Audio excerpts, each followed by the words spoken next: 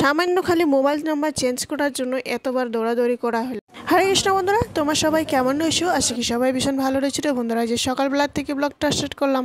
আজ ব্লগটা যদি ভালো লেগে থাকে অবশ্যই like, comment, share, subscribe and follow করতে ভুলবেন না। তো এই যে সকালবেলা রান্না বান্না, এই যে পটল ভাজছি, আর ওইদিকে কুকারে ভাত বসিয়ে দিয়েছি। একবারে 3-4টা আলু সিদ্ধ দিয়েছি, আলু সিদ্ধ দিয়ে, আর ওইদিকে সয়াবিন আলু দিয়ে সবজি করবো।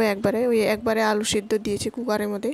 তারপরে এই যে পাঁচফোড়ন দিয়ে, এখানে আদা কুচি দিয়ে, শুকনো লঙ্কা দিয়ে দিলাম। তারপরে এই যে আলুগুলো যোনটা সেদ্ধ করে রেখে দিয়েছিলাম একবারে দিয়ে আমি এই যে একটু জিরার গুঁড়া, হলুদ, সামান্য একটু লবণ, লাল লঙ্কার গুঁড়া, ধনিয়ার গুঁড়া সবগুলো মিলাইয়ে আমি এই যে ভালোভাবে আলুটিরে ভাজাভাজি করে নিয়ে তারপর আমরা এই যে সামান্য জল দিয়ে দিব।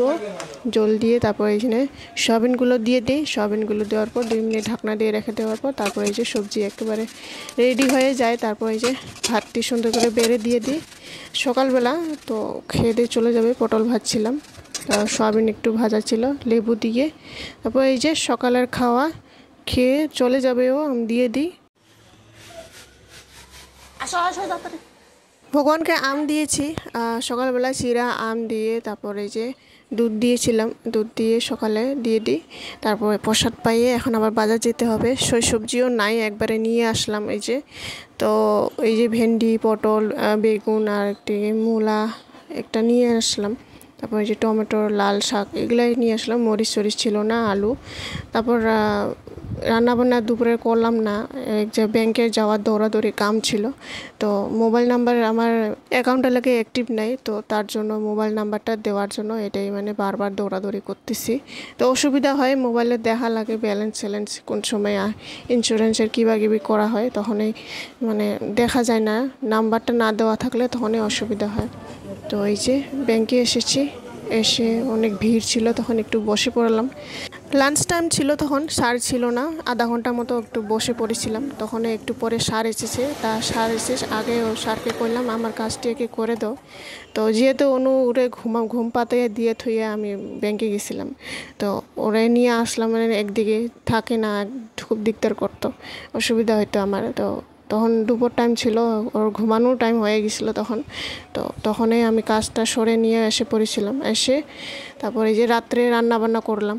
তো দিনের বেলা, দুপুরবেলা তো করতে পারলাম না। সকালবেলা একবারে রান্নাবান্না করে থুয়ে গেছিলাম সকালের খাওয়া খেয়ে।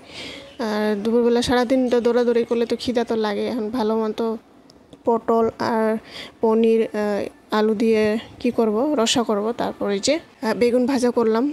বেগুন ভাজা প্রথমে এই যে হলুদ লবণ দিয়ে সুন্দর করে মেখে তারপর এই যে 2-3 মিনিট ঢাকনা দিয়ে এই যে বেগুন ভাজাটিও হয়ে যায়। পটলটি ভেজে নিয়ে নিয়েছিলাম আগে, পনিরটিও ভেজে নিয়ে নিলাম।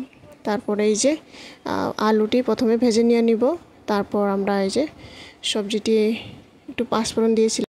তারপর এই যে আলুটি ভাজা হয়ে যাওয়ার পর এখানে মশলা, একটু জিরার গুঁড়া, তারপর হলুদ, আর এদিকে লাল লঙ্কার গুঁড়া সুন্দর করে একটু জল দিয়ে গুলাই আমি দিয়ে দিই সবজির লগে। টমেটো একটা কেটে দিয়েছিলাম, এখানে পটলগুলোও দিয়ে দিই। তো সবজিটি এই যে মশলাগুলো সুন্দর করে ভাজা হয়ে যাওয়ার পর আমরা এই যে একটু লবণ দিয়ে দিই। লবণ দিয়ে আরেকবার নাড়াচাড়া করে একটু পরে আমি এই যে জল দিয়ে দিই। জল দিয়ে 2-3 মিনিট ঢাকনা দিয়ে পনিরগুলো উপর দিয়ে দিই। তারপর এই যে উতল আসার পরে তারপর এই যে সবজি একেবারে হয়ে যায়। আন্দাজে রান্নাম। তাও আজকের সবজিটি খুব ভালো লাগছিল। তাও খিদাও লাগছিল, তখন আবার খুব খিদাও লাগছিল। রাত হয়ে গেছিলো, 9টা বাজছিল রাত্রে। তো এই যে একটু বেগুন ভাজি, তারপর এদিকে টমেটোর পুরা দিয়ে চাটনি করলাম। তো এই যে, তো বন্ধুরা ভিডিওটি কেমন হয়েছে অবশ্যই লাইক, কমেন্ট, শেয়ার, সাবস্ক্রাইব করে জানাবেন।